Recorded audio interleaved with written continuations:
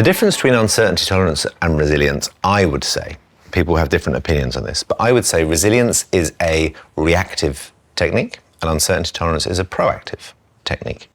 Resilience is absolutely necessary, and some people keeps them alive. Some people have just kept them through the last few years. God knows, I have used my resilience a lot over the last 3 years. But in a way, resilience could be summed up as your ability at taking the blows. Now, if the forecast is multiple blows that don't seem to be stopping anytime soon, I don't just want to end up bruised as a result of it. I want to get faster and sharper and better and perhaps more able to fight and perhaps more able to block some of the blows that are coming. So uncertainty tolerance, I think, begins to fall into that space. And resilience, the most interesting part of resilience for me is the recovery time. So how many unexpected events are you still carrying with you now that inform the decisions that you're trying to make? What shadows are in the rooms of the decisions that you're making based on the people and places and things that went wrong before? For me, many. For most leaders or anybody I know, they're there. And when a really innovative decision or opportunity arises, are you actually, how much of your decision is informed by the mistakes of the past? So that level of resilience, I think, is what gets really interesting. And we don't often, it's more intangible. Whereas uncertainty tolerance, a new idea, something uncomfortable begins to emerge. Something that's almost threatening, something you wish you'd thought of first, something that starts triggering all those kind of complex emotions. And you know what it's like. People will be so quick to get to the wrong decision, or they won't be able to hold space on this. I asked this question in some of my research. Have you, in the last 3 months, said yes to an idea that you disagreed with? In answer to the question, have you recently agreed to something internally you disagreed with, 85% of people said yes. And then my follow-up question was, have you then in some way gone on to sabotage the thing that you said yes to, which really you meant to say no to, of which 76% of people said yes. So the average meeting size is 7.5 people, which means on the whole, you can trust 1.5 people to actually say and agree to the things they're going to do and then not go around sabotaging. So the point is, if we're not in touch with some of these subconscious drivers, then we're not in touch with the reality of the decisions that are being made in the rooms that we're trying to do business. The key difference or the key benefit for businesses who are uncertainty tolerant was shown in the Global Innovation Index 2022, published in October, which took into account 100 different global economies. And there's this very, very straight line, and it goes down the more uncertainty intolerant economies are, because there's dangers. We know that the biggest risk that you could take at the moment is not taking a risk. That everybody becomes backward looking or seeks false reassurances or will just repeat ideas they've already had where there's been success before. That's how innovation becomes a vacuum of itself. So the stats seem very, very clear on a global research basis. And what does resilience get us, on the other hand? It feels really problematic, I think. I think certainly for the last couple of years, and I say this cautiously because I know that lots of great resilience programs exist and resilience has been really necessary. But if I was to really zoom out, and so on the one hand, I can argue that, look, there's really clear statistics that say innovation and uncertainty tolerance have a very clear positive causal relationship.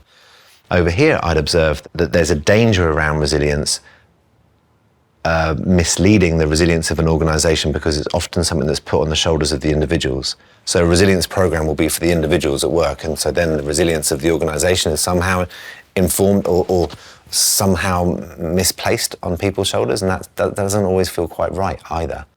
So I think, in a way, I would offer anyone who's been working with resilience, and it's been much needed, uncertainty tolerance as the upgrade, as the way to get into the future, as the way to look ahead and begin to take some of the strengths and the benefits of resilience and now turn it into a proactive tool that will help your team step into spaces that are new, as well as with some of the discomforts that resilience was so necessary to get us past. There's a Forbes article about our research, and it just claims that uncertainty tolerance is resilience 2.0, which is it's a bit trite to stick a 2.0 at the end of anything, but I get exactly what they mean. And I think it's the case. there are really important aspects of uncertainty tolerance. If the important aspect of resilience is recovery, the important aspects of uncertainty tolerance are collaboration skills. What could be more important right now?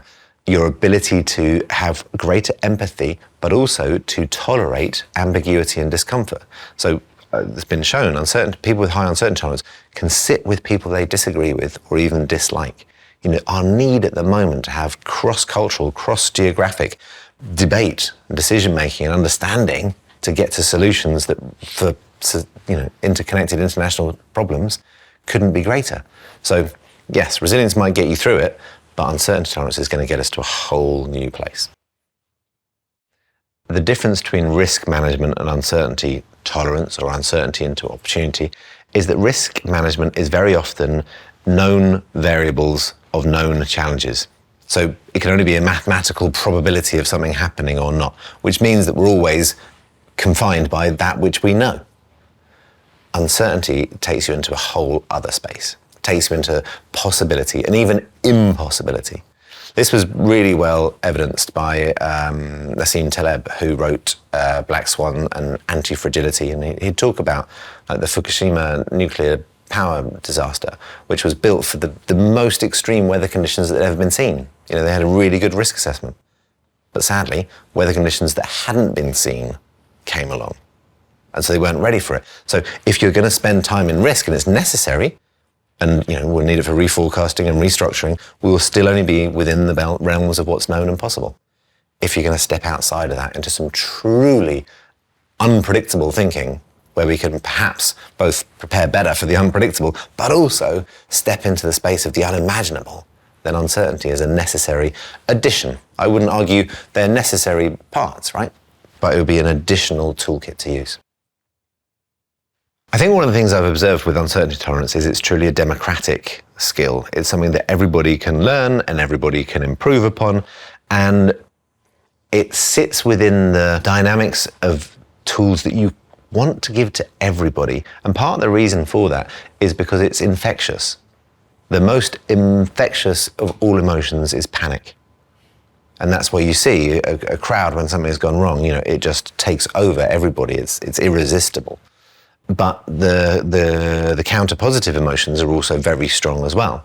But being able to not give in to fear and then project confidence back is a very difficult one to do.